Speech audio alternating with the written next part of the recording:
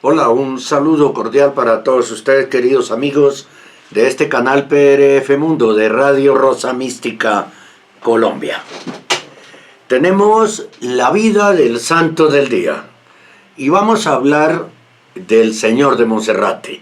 Hoy 2 de septiembre y el año del Señor de Monserrate es 1640. Nos ponemos nuestras gafas y vamos a comentarles a ustedes lo que tiene que ver con el Señor de Monserrate, año 1640. Su nombre, Monserrate o monte aserrado o montes en forma de dientes, de sierra, es el nombre de cierta montaña muy famosa en España, no muy lejana de Barcelona, en la cual hay un santuario famosísimo a la Santísima Virgen llamada la Virgen de Monserrate, y a donde llegan continuamente millares de peregrinos de todo el mundo. En recuerdo de aquel santuario, fundaron los españoles el santuario de Monserrate al oriente de Bogotá, en una montaña de 3.131 metros de altura, y ahí llegan sin cesar mucha gente de Bogotá, de Colombia y de muchos lugares del mundo. En 1640, el presidente Juan de Borja permitió a don Pedro Solís de Valenzuela que construyera en uno de los dos cerros cercanos a Bogotá una capilla en honor a Nuestra Señora de Monserrate, y desde entonces aquella montaña empezó a ser llamada así, Monserrate. Al señor Solís de Valenzuela se le unieron 3 santafereños. En esa época Bogotá se llamaba Santa Fe. Se le unieron 3 santafereños más y el padre Bernardino de Rojas, y empezaron la construcción de la capilla y de un monasterio. Aquello era una obra muy difícil, porque los materiales había que llevarlos al hombro o al lomo de mula, desde la ciudad hasta el cerro, que está 510 metros más alto que la sabana de Bogotá. Y la subida es muy empinada y los caminos muy pedregosos. Los habitantes de la ciudad se entusiasmaron y empezaron a subir al cerro, llevando cada uno un bulto de materiales para la construcción, lo que cada cual era capaz de llevar por semejante loma arriba. Sigue siendo así, es una pared si se intenta subir caminando. En Santa Fe de Bogotá tenía un taller de escultura don Pedro de Lugo y Albarracín, el cual se dedicaba a fabricar estatuas para templos y capillas. El maestro Lugo, como lo llamaba la gente, se había especializado en fabricar imágenes mezclando madera con metal fundido. Sabía ensamblar muy hábilmente las partes y las pintaba con hermosas policromías y le quedaban verdaderamente hermosas. El padre Rojas le encargó al maestro Lugo que hiciera una imagen de un santo Cristo caído, azotado y clavado en la cruz. El costo de la imagen fue de 40 patacones. El patacón era una moneda grande de plata que quizás valdría hoy unos $5. Es decir, $5 y fueron 40 patacones, 5 por 4, 20, como 200.000 pesos. $200, digo, como $200. Don Pedro de Lugo entregó puntualmente la estatua en la fecha pactada. Y esa es la famosísima imagen que los bogotanos tanto aman y junto a la cual se han conseguido tan maravillosos milagros. Son millones de peregrinos que la visitan cada año. Y los favores divinos no dejan de producirse allí día por día, de manera que no tiene otra explicación sino aquella frase de Jesús en Mateo 15:28. Según sea tu fe, así serán las cosas que te sucedan. Recordemos que lo que obtiene milagros no es la imagen, sino la fe. Nuestra fe, y quien hace los milagros no es la imagen, sino Dios directamente. La estatua fue llevada a Monserrate y junto a ella empezaron a obrarse tan maravillosos milagros que fue necesario hacerle un camarín especial para que la gente pudiera rezar allí frente a ella. Y los milagros siguieron produciéndose de manera tan prodigiosa que esta imagen llegó a ser una de las más famosas de la capital. Una vez más, la mamá le dejaba el primer puesto al Hijo Divino, cumpliendo aquella frase del Evangelio, Juan 3:30. Conviene que Él crezca y sea cada vez más conocido y más amado, aunque para ello yo tenga que pasar a un segundo nivel. Recordemos siempre que la que hace el milagro no es la imagen.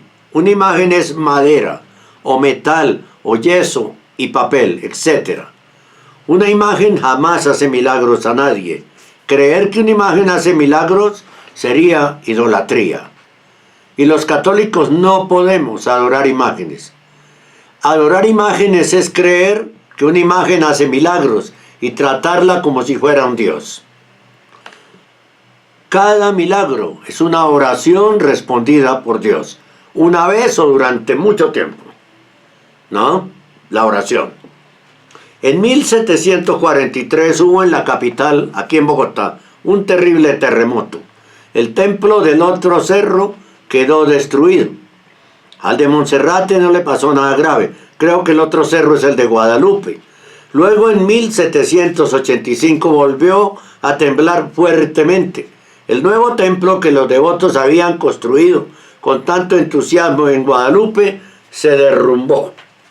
En cambio el de Monserrate quedó en pie y nuevamente hubo terremoto en 1827. Muchas casas en Bogotá cayeron destruidas y también el tercer templo del otro cerro, del de Guadalupe. En cambio el de Monserrate ha permanecido en buen estado. El 31 de agosto de 1917 hubo en Bogotá 3 espantosos temblores. El templo de Guadalupe cayó otra vez a tierra con muchos edificios más de la capital. El de Monserrate permaneció nuevamente en pie para admiración de muchos. Los geólogos explican todo esto diciendo que Monserrate está sobre una roca muy fuerte y que allí sucede lo que dice el Evangelio, Mateo 7:25. Cuando una edificación está construida sobre la roca, aunque lleguen los embates de la naturaleza, no cae, porque está hecha sobre la roca. En 1915, como se necesitaba un templo más amplio y hermoso para tantos cientos de peregrinos, se empezó la construcción del nuevo santuario de Monserrate. Se vio entonces un hecho admirable. Cada día festivo subían miles y miles de peregrinos, llevando cada uno un ladrillo u otro material de construcción, y hasta los niños llevaban su ladrillo, y si por el camino los dominaba el cansancio, dejaban el ladrillo allí en la orilla, con la seguridad de que un peregrino que subía después lo llevaría gustoso hasta la cima del cerro para agradar a nuestro Señor. Y durante la construcción del templo al Señor de Monserrate hubo un verdadero concurso de generosidad entre los bogotanos. Veamos algunos ejemplos. Los albañiles y los maestros de obra no cobraban sino la mitad del sueldo, y el resto lo dejaban como regalo al Señor. Y trabajaban con mucho empeño y consagración para que la obra resultara lo más perfecta posible. Muchos muchachos dedicaban horas y horas a subir baldados de agua desde Bogotá hasta esa gran altura, porque allá no había sino un pequeño nacedero de agua que se llama Fuente del Milagro, de la cual dice la tradición que cuando Solís y el padre Rojas construían el primer templo en Monserrate, los obreros sufrían mucho de sed y milagrosamente apareció de un momento a otro ese nacimiento de agua en semejante altura, y por eso fue llamado Fuente del Milagro. En 1917, el temible terremoto sacudió muy fuerte a Bogotá, pero los ingenieros subieron a Monserrate y comprobaron que los cimientos y paredes del templo en construcción estaban buenos y se siguió edificando. En 1920 fue inaugurado el nuevo y hermoso templo, al cual suben a rezar centenares de miles de peregrinos, hace 104 años. Para los bogotanos, el Señor de Monserrate es uno de los grandes amores, junto con la Virgen de Boyacá y el Niño Jesús, que se venera en el 20 de julio. Son las tres grandes devociones de los bogotanos, pero la más antigua es la del Señor de Monserrate. Ya desde los siglos pasados, la venerada imagen del Señor caído se bajaba a la ciudad cuando había un verano demasiado largo y que estaba haciendo grandes daños, o cuando llegaban terribles epidemias de viruela o de tifo o de otros males. La gente devota acompañaba piadosamente a la sagrada imagen y los favores tan deseados se conseguían prontamente. Cada vez que la imagen de Monserrate se bajaba a la ciudad, eran inmensas las muchedumbres que le acompañaban rezando. En la procesión al traerlo, y luego en la procesión que se hacía al llevarlo otra vez a su santuario. La iglesia, que tenía el honor de albergar por unos días la famosa imagen, se convertía en un centro de entusiastas peregrinaciones, donde desbordantes multitudes de devotos no querían alejarse sin tocar siquiera las andas donde estaba el paso con la sagrada imagen. Y los milagros fueron especiales, y favores especiales se producían en cantidades impresionantes. Una vez más se cumplía lo que prometió el Señor: si tenéis fe, aunque sea tan pequeña como un granito de mostaza, le podréis decir a un monte: trasládate al mar, y os obedecerá, o muévete y se moverá. San Mateo 17:20. Montañas de problemas se le alejan a las personas que le rezan con fe a nuestro Señor ante su famosa imagen.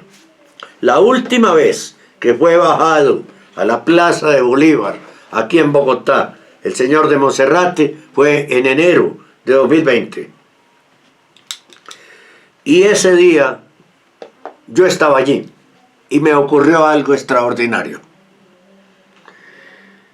Durante más de 40 años venía sufriendo de una bronquitis crónica.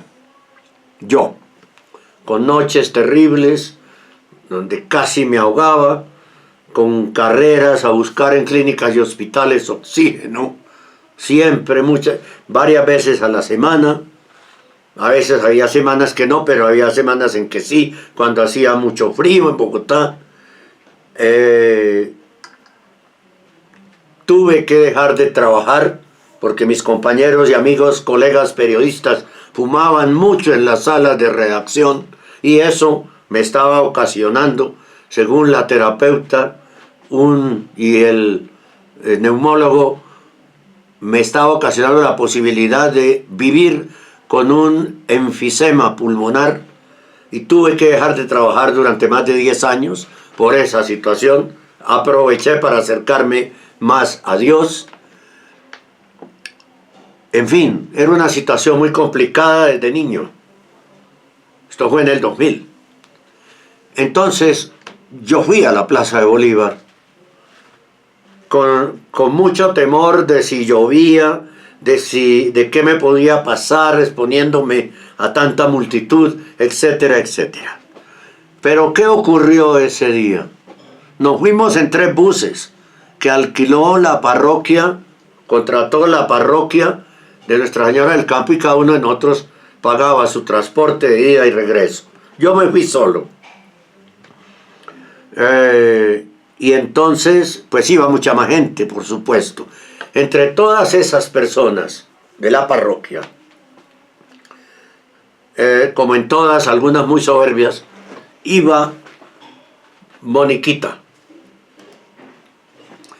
Moniquita era, y digo era porque ya falleció, una persona muy especial, muy, pero muy especial, a quien queríamos mucho. Pero había que, si la llevábamos Las personas que la transportaran y que la acompañaran tenían que estar con ella todo el tiempo. Y más en una plaza de Bolívar atiborrada de gente esperando y clamando los favores del Señor de Monserrate. Llovió todo el tiempo. Un aguacero terrible, muy fuerte, con rayos y centellas. Muy fuerte, mucha agua cayó ese día, de enero del año 2000. Yo estuve muy pendiente de la celebración, de la misa, y cuando terminó la misa, ya cerca de las 8 de la noche, no escampaba, seguía lloviendo muy fuerte, yo tenía mi ropa toda, absolutamente toda empapada. Pensaba, yo regreso a la casa, pero me va a tocar irme hoy a urgencias, a emergencia, porque voy a estar mal, por haberme expuesto a esto, ¿no? Por haberme expuesto a semejante cosa tan terrible de aguacero, con la ropa húmeda, con todo eso, estando tantas horas en esa humedad, pues lo más posible era que me pusiera mal en la noche, ¿no?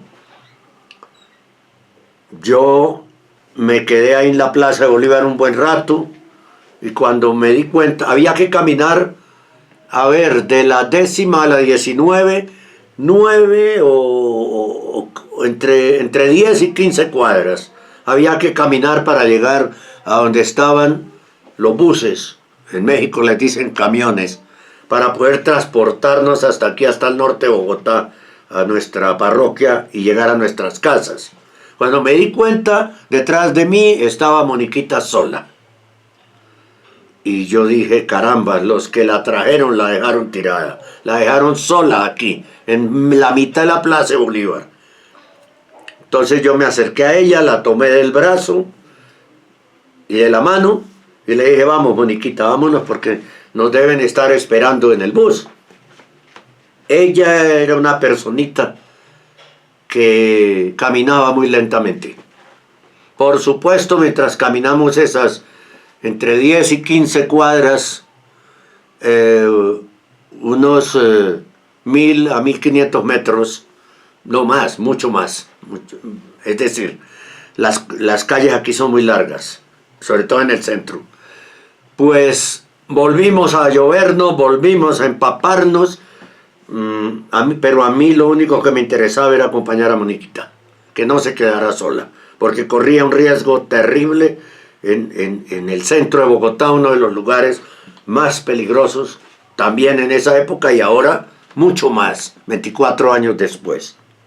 Y llegamos al bus, al transporte, al camión, como dicen en México, y nos estaban esperando.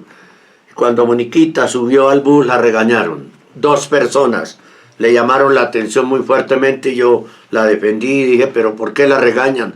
Acá ustedes caminan rápido, ella no puede caminar rápido. Aquí ya llegamos, señor conductor, nos podemos ir. Nos vinimos hacia el norte de Bogotá, hacia nuestra parroquia, llegamos a nuestras casas y yo venía ya muy preocupado. ¿Qué me va a pasar a mí? ¿Qué me va a suceder a mí? Vengo empapado, la ropa estaba como para torcer, para que saliera toda esa agua, y todos estábamos así, verdaderamente. Llegué a la casa, me quité la ropa y le dije a mi esposa, voy a darme una ducha caliente, por favor, prepárame algo de tomar que esté caliente, para tomármelo apenas salga de la ducha. Eso hice.